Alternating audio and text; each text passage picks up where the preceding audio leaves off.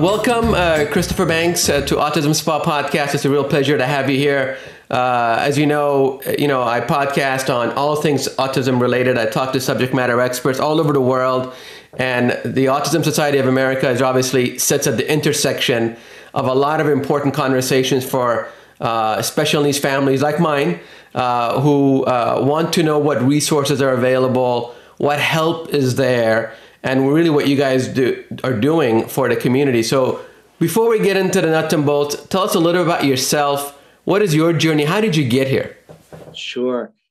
Well, thank you for having me. And I appreciate the opportunity to talk to your community.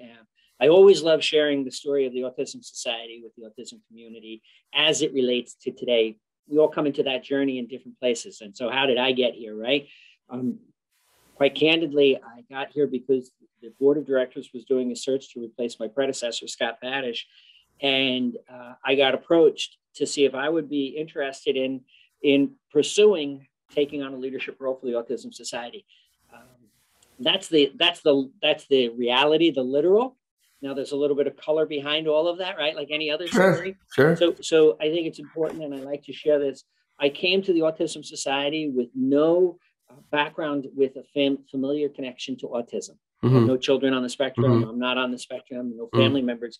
While I do have one grandnephew who has Down syndrome and is on the spectrum, his family identifies in the Down syndrome community. Sure.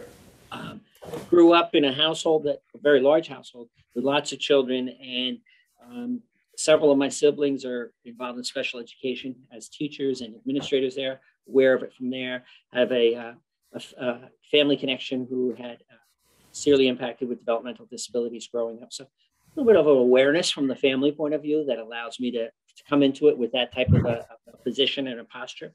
Mm-hmm. I've been a not-for-profit professional for my entire career. Mm-hmm. In higher education, secondary education, and healthcare, hospitals, and assisted living. So all of those things, I think, came together as an executive of a hospital system that when the Autism Society was looking for a new leader, I think that was part of what they were looking for. And the reality is that while I can never replicate your family's experience with autism, right? I can certainly understand it. I can certainly have compassion and be motivated to be a champion based on the stories of other families. Sure. The plus side to that is I'm a clean slate, right? I come with no hidden agenda, right? And I genuinely mean that. I think that's a positive thing. I don't know if you follow sports, but if you've ever had to teach somebody sports, one of the hardest things to teach a young person to do about any sport is to unlearn what they thought they knew already. Right. Nobody has to unteach me anything, right? So when it comes to this, and as a result, when I came to the Autism Society, I came in January of 2000. Not the best time to join a national organization right before a worldwide pandemic that's unprecedented. But what it did allow me to do is spend much more time talking to people than what I was scheduled to do, which was to travel. And my April in 2020 was booked with visits to our 74 affiliates across the United States, not all of them, but many of them during Autism Acceptance Month. Right. And as a result of not having all that travel, I had more time to talk to people. Right. So I always think about that silver lining, as faint and as thin and as veiled as it is in COVID, was that I got to shut down a little bit. I have a room in my house that has nothing but newsprint on it that became the roadmap for our strategic plan. Mm-hmm. And I was able to just spend days working through that, not isolating, but really hearing what people are talking about, hearing what parents' experiences are, hearing what professionals' experiences are, hearing what individuals on the spectrum's perspective is on it, and then saying, where do we want to go? So that's how I came to this journey. And it's been a really good experience for me to come with no familiar connection to it, but yet be able to come with that passion and that commitment to doing the right, the just, and the good, which is really at the core of who I am to begin with. Do the right, do the just, and the good. And then to bring my skill set as a not-for-profit leader to the organization. Right. No, I think that makes sense. Coming with a clean slate is important because we all come to any experience with our own biases.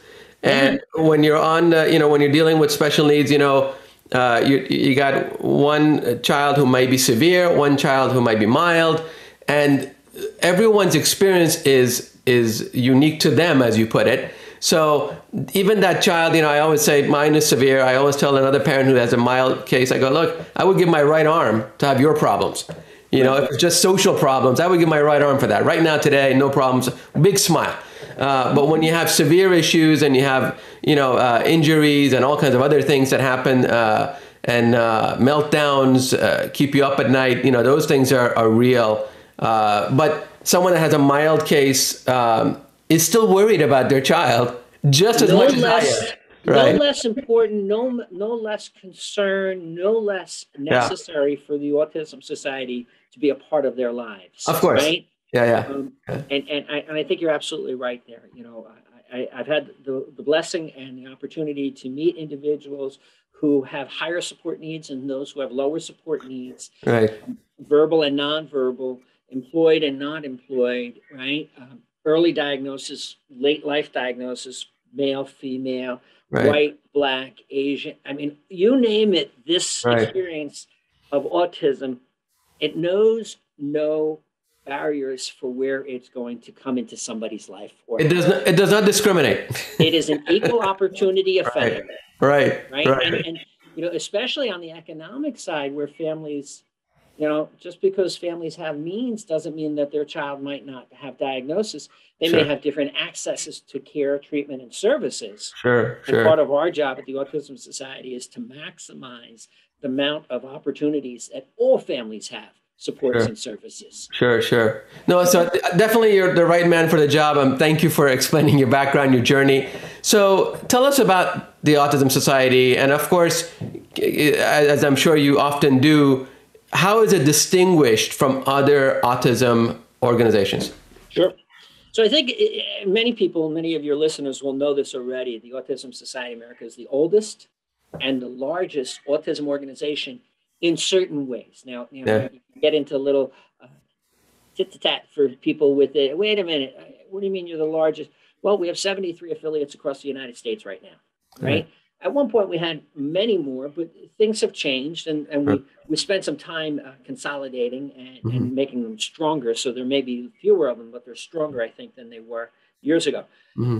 If we were to combine all the assets and resources of the Autism Society and its affiliates, we're as large as that which most people know Autism Speaks, right, by name.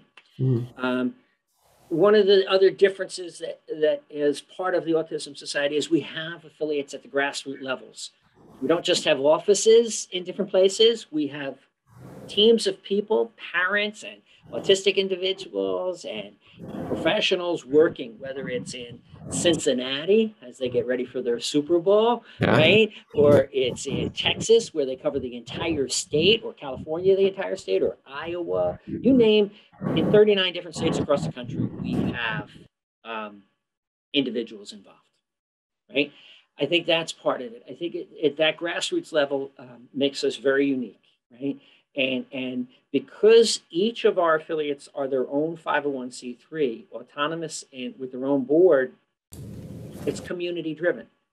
I think the other very distinguishing thing about this, and I'd like to talk a little bit more about us now, but to answer your question about distinguishing differences, another distinguishing difference is all funds raised in the local community stay in the local community. Our affiliates don't send money to Washington to support the national office. National office of which I run, we're responsible for raising and funding our own operation. So we have somebody who pre-COVID walked the halls of Congress for us, right? And I actually had the opportunity to do so with Kim Mushino, my Vice President of Public Policy, where we saw Representative Chris Smith and Representative Mike Doyle and some others before the COVID pandemic shut us all down. And the idea is we have somebody here, they don't have to have somebody here, right? It's part of what we do on the national level. We're doing some national programs. And I think that distinguishes us because we're going to roll those out at the grassroots level. So law enforcement, first responder training, water and wandering training, tackle the employment issue in a different way, talk a little bit about that. We're also, we just launched today, February 1st, our vaccine education initiative website. Mm-hmm. If you go to the autism-society.org, COVID-19, you'll get to see that. Those are national programs that are also being brought to the local communities. Mm-hmm. I think those are distinguishing things. I think what's important I hope that your listeners are understanding, the mission of the Autism Society of America is to create connections, Mm-hmm. empowering everyone in the autism community with the resources they need to live fully. And let's break that down a little bit, right? Connections. Well, we're in a connection right now, you and I, right? Sure. Your listeners are in a connection between you and their community and their needs, right? And while I've never met you and your son in person, I get to have that connection now, right? Sure. Now I get to understand it. I can look over your shoulder and see a little plaque that says "Best Dad Ever," right? Well, I mean, I don't think you went out and bought that. Somebody, right? Now I have a connection because I'm a father. So now I can make a little bit more of an assimilation and connection, right? Sure. I think that that's part of it, but it's also much more than that. It's connecting you to those people that may be able to help you, or as an autistic individual, who can I connect you to that makes those connections? The networking, right? That old business technique of networking, part of it, right? Sure. Connecting people to the resources they need when they need them so they can live fully, right? Now, what's empowering everyone in the community? That to me means you and me, as well as the autistic individual, right? We're all part of this community. Right. I have an obligation, a moral obligation, to do everything I can help for my brother and sister, right? I just, that's who I am, right? And so I have to empower everybody in that. I may not ever understand the challenges that you endure with meltdowns, as you describe them, right? But I can do whatever I can to connect you with people who can help you with that, right? Sure. Or as we walk and talk to folks in the halls of Congress, really advocate for respite care so that you and your spouse and significant other can find a way to get a break, right?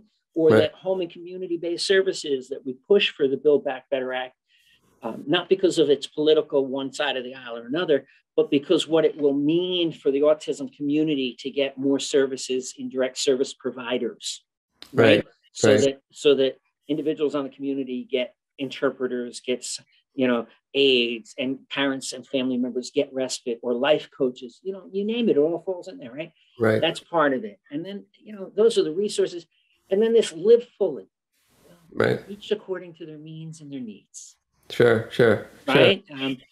And that's the mission. And we hope to create, our vision is to create a world where everyone in that community I just described, right, is connected to the supports they need when they need them, right? So see how the vision and the mission are working hand in hand, right? I'm pretty excited about it. We rolled these new missions and visions out at the end of last year, when we rolled out a strategic plan that focused on branding and marketing and the national programs I just talked about, and also our Justice Center and the work we're doing on state advocacy. We're establishing a Justice Center that will represent families and individuals whose human and civil rights have been violated. Right. This is wonderful. Let me just stop you there, because that's actually, all of your points were amazing, but I'm also on the board of advisor for another group that here in California that just does that, is lobbying, and I'm helping them with advocacy with the state legislature on special needs individuals that are in residential care facilities, where if they have been abused, according to state law, that care facility doesn't have to report it. So they're lobbying, and we're lobbying, and I would love to get your advice or your folks' advice on this. We're lobbying to obviously make it a law where these care facilities do have to report it. Because, as you know, unfortunately, most individuals that are special needs, intellectually disabled, are probably going to be the subject of some form of abuse in their lifetime, whether it's bus driver, school, care facility, coworker, what have you. So tell me a little bit about that program and what brought it to your forefront and what you're doing about it. So the idea of the Justice Center really stems out of the injustices that we have seen time and time and time again, right? Right. And you've spoken about several. There are others too that are even more jarring and alarming, right? Right. Infanticide and paternicide, right, where we have family members that's Sure. an issue. When I first came here, there was a story of a police officer, corrections officer in New York, who had left his son out in the garage in the winter. Oh, Right? yeah. And the young man froze to death. Wow. And I wasn't even on the job yet. I had taken the job, but I hadn't even started yet. And I never forget this. I was driving back home. I'm a native of New York and the New York area. I was driving over the George Washington Bridge, hearing this story on the radio. And I called our affiliate leader and I said, what do we do? What can we do? And she's like, no, unfortunately, it's going to happen over and over again. It just, we keep hearing this, right? Right. That's one tragic story, right? But one of them. And we had a mother who brought her son to a canal in Florida. A good Samaritan saves the young man from the canal, and she drives 1.5 miles down the road and puts him in the canal again, and he drowns. Yeah. Right? Yeah. Yeah. Then we have, and these are true stories that happened in 2020 that helped shape my thinking. Sure. And leading the strategic planning process that said, yeah, we're going to do this. So the third story is the murder of a 28-year-old in Israel. Wow. On the spectrum, identified as such, with his aide, walking through the streets, Palestinian, who, when the Israeli border police come after to talk to him, he gets scared and he runs away, and they pursue him. Yeah. And he's hiding behind a dumpster, cowering and scared. And when they tell him to freeze, he goes to grab his stuffed animal. Yeah. The aide is yelling, he's autistic, don't do this. And he grabs that safety comfort and they execute. Yeah. Right? Yeah. Then you have Cameron Linden in Utah, and the young man is shot. His parents call for a civil crisis intervention team. Right. And lastly, we have a young man, a mentally challenged young man, developmentally disabled in Philadelphia, who's threatening his mother with a knife on the streets of Philadelphia, and he's killed on the streets, right? Sure. Those stories all occurred in the first 8 months of 2020. Yeah, that we've heard about. That's what we know about, right? And there are other atrocities. Oh, I left one other one out, which doesn't result in a violent death, but I come from a large family, right? And one of my sisters calls me and says, you have to help this woman who's being evicted from her townhouse because her daughter is autistic and has verbal outbursts. Yeah. Now, I'm the youngest of 11, and when one of my sisters tells me I have to do something, I've got to do it. Yeah. Otherwise, it's a very difficult Easter dinner. Sure. And so, I joke about it, but it really is how we are all part of a community, right? My sister becomes aware of the work I do. She becomes aware of a family, and the family knows she knows me. And they call me and say, what can we do? Right. Well, this family's human rights are violated because nobody can be evicted because the individual with a developmental disability is making too much noise. There's no threat to the community, no harm to anybody, right? But that landlord thinks the easiest way to do this is intimidate that mother and say, if you don't get your daughter to be quiet, we're going to evict you, right? And the neighbors just keep piling on the noise, the complaints about the noise, and intimidating the family because they can't accept that they have somebody with special needs living in above or below or next to their townhouse. And fortunately, we were able to connect her with some civil rights, disability rights, housing rights professionals in New Jersey, who then were able to represent her. And we were able to come to a resolution where the landlord said, look, I'd like to make this peaceful. And we kept saying, you can try to evict her. We're going to fight you on this. And let's get to the ground rules of this. Why doesn't she want to be evicted? Because first of all, she shouldn't have to. But let's get real practical. You don't want to have to go through the process of enrolling her daughter in another school system and another IEP and all that stuff that you as parents have to go through that people just don't think about. Yeah. That to me is what the Justice Center can do. Right. Is, we might not be the megaphone yelling and screaming. We may be the folks having a private conversation.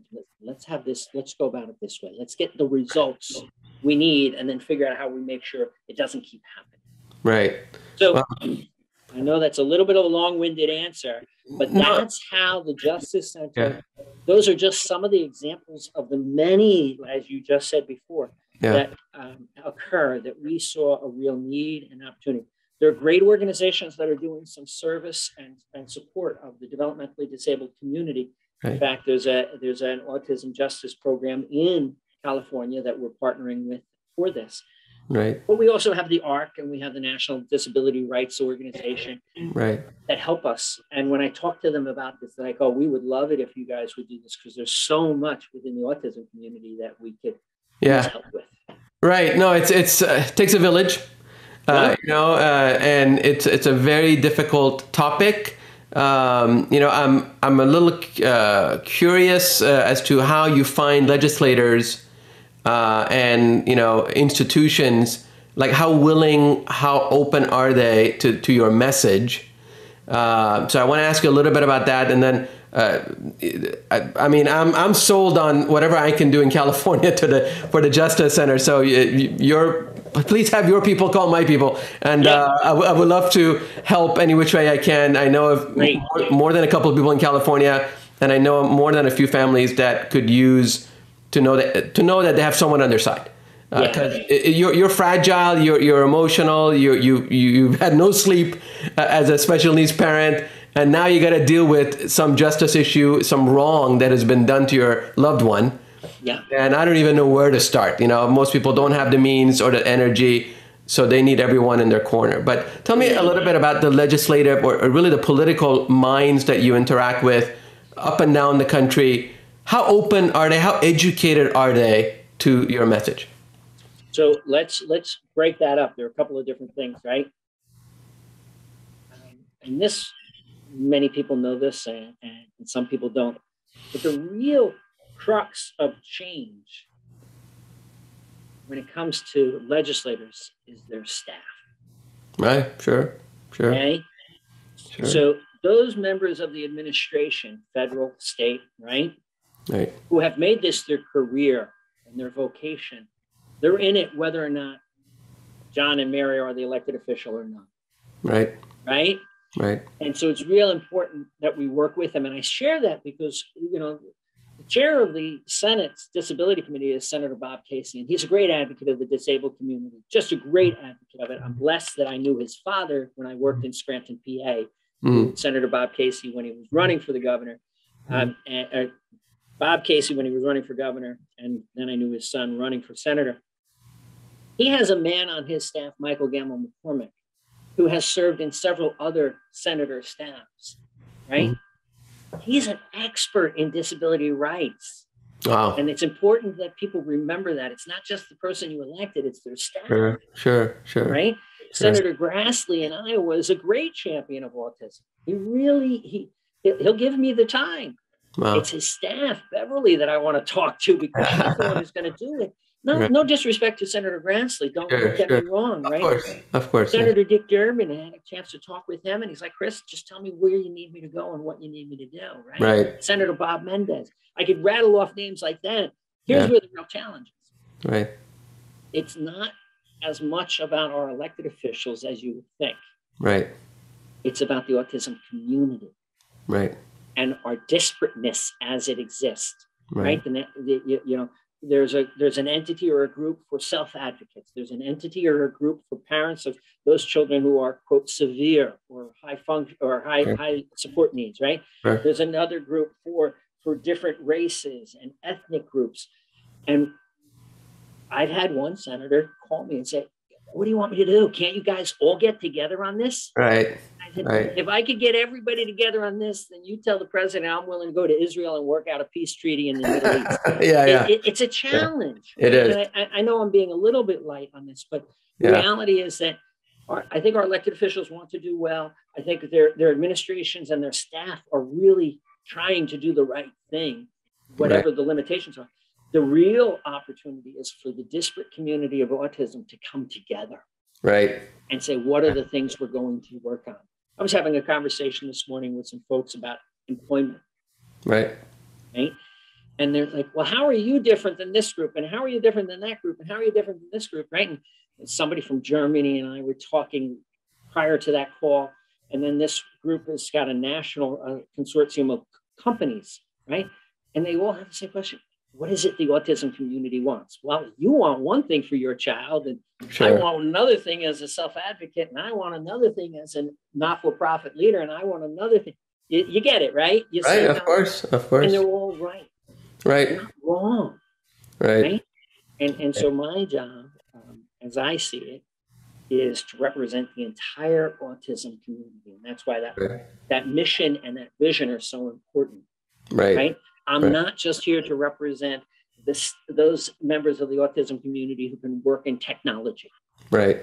I'm not just here to represent those individuals who live in congregate settings or in group home programs that are really helpful, or for parents who are dealing with a child who has severe needs, right? I'm here for the entire community. Right, right. That's our job. That's the Autism Society's job. So I find our elected officials, rounding this out, to be desirous to help, right? Yeah, they have limitations. There are always financial limitations in any effort, right? Sure. I think that the real challenge is to make sure that the community comes together. And I'd lastly say that as we look at some legislation that is struggling to get passed, and we have to look at, beyond the politics of it, Build Back Better will change dramatically home and community-based services if we can do something about it. Desperate changes, desperately needed changes, right, to support. And I mentioned it already. What will it mean if you know that you can get respite help? Yeah. So that your family can just take a breather. And by the way, your son or daughter may need a breather from you too. Yeah. They may not be able to verbalize it, but they're like, thank God he's going to the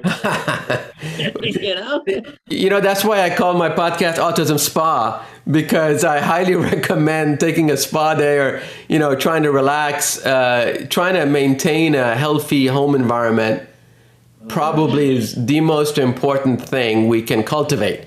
There's so much we can get done outside the home and so many battles to fight.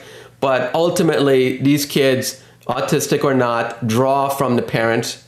They draw from the home environment. And if that home environment is stressed out, guess what? That kid's going to be stressed out, autistic or not. And when we were beginning the COVID pandemic experience, we did the Facebook Live series that we were broadcasting on a regular basis, and we continue to do. We did a lot of sessions on self-care. Right. Sure. Right? And one mother, she said to me, Chris, I'm a bank teller.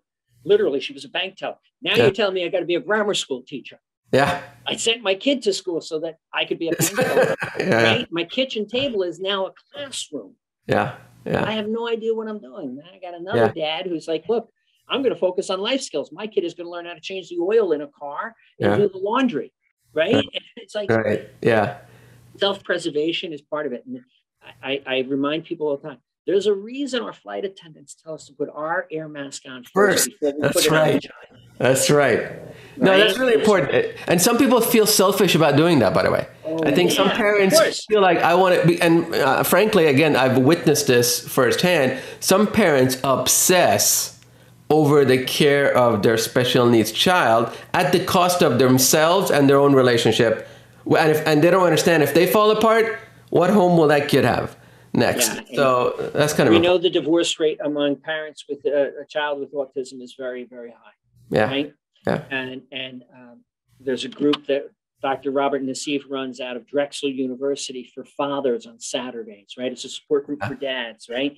To try and keep dads in the marriage and keep them in the family. Right. And then when you bring the racial component of it, right, with the African-American community, already crying out that we help provide role models for the young men in the Black community, who are, by the way, very vulnerable if they're autistic to law enforcement, first responder. Right. We know it. I'm not, I'm a white male, and I know the data tells me that African-American men, Black men, are more likely to be arrested than a white man. We've got to deal with that, because that means there are going to be more encounters with autistic individuals. Right. So we are encouraging Black men to stay in the family, and we have members of the board of the Autism Society who are in the Black community who speak about this, and I'm really happy we are. Right. So I think you're absolutely right. Relationships are important to maintain. Self-care is very important. And as I jokingly said, there is that point where your child is delighted that you're going out to the grocery store or going out to play golf or whatever, to give them a break too, right? Yeah. No, it's been a wonderful learning experience. My son keeps me grounded every day. It's a challenge, but I think I'm so glad that first we connected. I'm so happy to learn about the breadth of your experience that you bring to this job and how diverse our community is. There's really no discrimination in the autism community. Black, white, tall, short, East Coast, West Coast, any age, any culture. Autism really leaves no stone in your life unturned. And once you're touched by it, you begin to orient towards that cause. And you call it self-advocacy. But I think the real message I want people to take away is unity in our community, which will help all of us. A rising tide lifts all boats. Yes, so if someone with very mild case benefits from more respite, then I want to support that cause. Even if it doesn't help me directly, I want to support that cause. If some family on the East Coast, takes a day off and somehow that family survives a tough time, that helps me.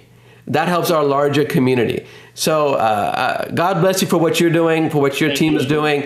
I'm really honored to have met you. I hope we can keep in touch. I hope you will consider me your friend here in San Diego. Anything you need on the West Coast, I know you have many resources. You got one more now. So I'm at your service, and please continue doing the great work that you are doing. Thank you. And please connect with the Autism Society of San Diego. That's a great program there. And on a side note, I'm going to be out there in a few weeks, so I'll make sure we connect. Definitely. Thank you so much. Thank you. Thanks for the work you're doing. All right. Bye-bye.